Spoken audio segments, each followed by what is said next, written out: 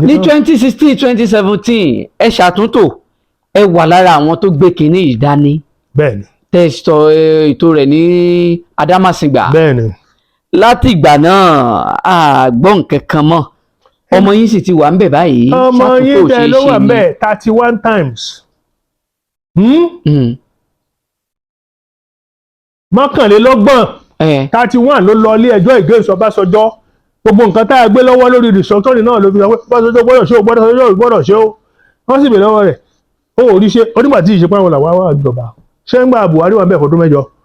ṣé wàá padà wàá sọ pé Buhari o nǹkan tí mo tiẹ̀ bá Ọbásanjọ́ jà fún nínú 31 ọ̀ya ṣe nǹkan bẹ́ẹ̀ kò ṣe kan bẹ̀ fún mi ṣó gbé sétí Buhari òun gan débẹ̀ ní ìsìn mélòó ló ti ṣe nù ẹ̀ ṣó ti ṣe kan. ìdí agbọ́ràn tẹ́mi màá wá sọ fún ṣé o mọ tó yẹ kó ṣe ohun tó ń gbé Ọbásanjọ́ lọ lé ẹ̀wọ̀n tó ń gbé lọ ilé ẹjọ́ rádà fún true federalism and restructuring ṣé o mọ tí ṣáàṣì nílò àtúntò mọ́ tẹ́mi màá sọ fún pé nǹkan báyìí ló yẹ kó ṣe. ṣáàṣì nílò àtúntò. yẹn sọ tòótọ́ ọbẹ̀ fún ẹ Afẹ́nifẹ́re ò ẹ́bà jókòó rí ká sọ pé ẹ̀yin tẹ́ ń ṣe Yorùbá nation ẹ má ṣe ó àẹ́bà sọrí. Ìgbòho tó ń sọ inú ilé mi ni mo pè sí èmi mo pè é ǹjẹ́ ẹ bá rí Sunday Adéyẹmọ kẹ́ ẹ sọ̀rọ̀ fún tọ́ílẹ̀tì yàrá mi ibi tó wà ní tọ́ílẹ̀tì mi ló lò mo ò tún lọ gan ilé tí wọ́n kó wáìnì mo tó kó 6 fún pé mo ti ẹ̀ pè ọ́ kọ́lọ́ ń fọ̀run kẹ́ àwọn méjèèjì tí wọ́n wà níbi tí wọ́n wá pàdé Ìgbòho ńlẹ̀ mi wọ́n ti dèrò ọ̀run àwọn dájọ́ jà nìyẹn Yínká Odùmákin fọ́tò ń bẹ o wọn àṣẹ ń díẹ̀ sí ẹ o Yínká Odùmákin àti Ṣọlá làwà Ṣọlá náà ti dèrò ọ̀run mọ̀ ṣe o ń là ń sọ àmọ́jọ àti àmọ́wà tó lójú orí ṣe rere ká lè rí nǹkan gidi sọ lẹ́yìn ẹ ibẹ̀ yẹn ló jókòó sí ibẹ̀ yẹn ló ti wá bá mi ta wá lọ ilé bàbá Adébánjọ nígbà kúrò ńbẹ̀ la lọ ilé Ààrẹ Ọ̀nà Kakanfò yẹn tó fi fọ́tò hàn. máa gbogbo ẹ̀ lágbà tá a bá ti ṣe tán. so n tó wá ṣẹlẹ̀ ni pé ẹ bá sọ pé ẹ má jà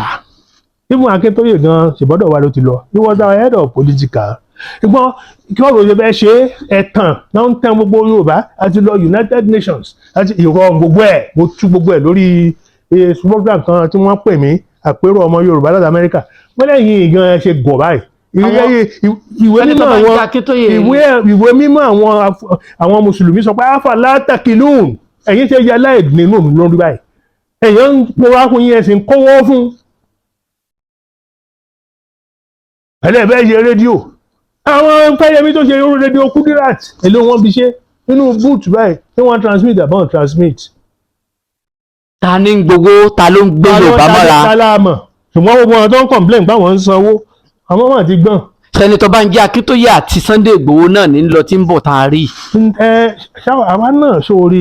eléyìí tá a lè ṣe àṣe wípé. ta ló gbé Yorùbá mọ́ra tó ń gbowó yìí. ẹ̀yin Àjàlá ta náà ẹ̀yin oníwèé ìròyìn ẹnu tèmi kọ́lé ilẹ̀ ẹ̀dì gbọ́ ẹ lọ bá àwọn tí wọ́n gbowó lọ́wọ́ wọn. Victor Taiwo mo fẹ́ rántí lẹ́ẹ̀kan mo pe òun náà àjọ ṣàpérò náà ni àjọ wà town hall meeting ni. n ò ní fi ṣe pé àwọn ẹgbẹ́ Afẹ́nifẹ́re gan tó wà ń bẹ̀ ojú 2 àbí 3 lọ gbogbo adáṣe wà ń bẹ̀ wà well over 40 so that's to tell you pé mo pe gbogbo Yorùbá ni ẹgbẹ́ 14 ni mo pè. ṣùgbọ́n nígbà tí Sunday Adéyẹmọ Sunday Ìgbòho bẹ̀rẹ̀ ìjà yìí tó ń ti bàbá. mo ní mo mú yàn lọ bá Ààrẹ Ọ̀nà Kakanfò. ibà. lẹ́yìn ìgbà tó gbogbo ẹ̀ wá dá tó di nǹkan wọ́n láwọn ò rẹ́ nìkan mọ́ bó ṣe di pé Sunday Ìgbòho di èrò ẹ̀wọ̀n ní Benin Republic. àwa láti gbálẹ̀. bó ṣe di pé bàbá yìí tí ìbá ṣe bàbá Ọbásanjọ́ àti bàbá Adébánjọ ló gbà wọ́n lẹ̀ lérí àhámọ́ ibi tó ń wà lọ. Sẹ́nitọ́ Bánjí Akíntóyè náà àwọn náà dèrò ọ̀hún wọ́n láwọn láti fi Nàìjíríà lẹ̀ kí wọ́n mọ̀ bá pa àwọn páwọn àgbààgbà Yorùbá kan gan ló kún àwọn lámọ̀ràn. irọ́ tí wọ́n ń pa káàkiri tó bá wù yín ẹgbọ́n ta ló fẹ́ kí n Yorùbá kí náà tán ẹ fẹ́ Akíntóyè ṣe èmi rèé mo lè káyé ìgbà tí mo lọ sí channels. wọ́n mọ̀ lọ yìnbọn sílé wọn tí. bẹ́ẹ̀ bí yé máa kóra yín lọ sọ́hún àbí kọ́ ọjọ́ ìlọ́mọ mẹ́mú ẹ mo má bá wọn sọ sọkúsọ. bó wá lọ́rọ̀ bàbá Bánjí Akíntóyè báyìí. kí ló kàn mí. láti padà wálé. when we were together wákàtí 3 mo fi sọ̀rọ̀ against ẹ̀ ẹ̀bẹ̀ lọ́wọ́ abagun tẹ́ dárúkọ lẹ́ẹ̀kan